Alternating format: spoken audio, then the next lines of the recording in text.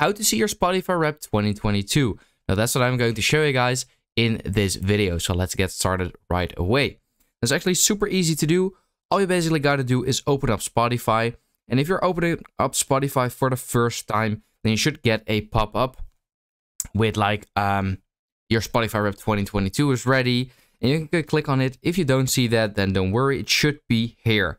But if that is not the case and you don't actually see it over here, then there is 3 options that you can do.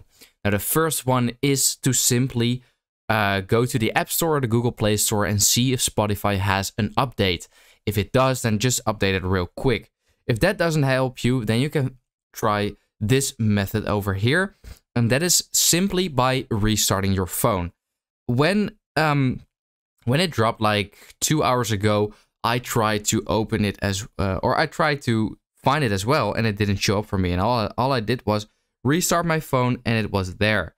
So yeah, that's basically it. If that doesn't work, then it might simply just not be available in your country yet, and you should just wait a little, and hopefully it will appear later. So yeah, I hope this video helped you out.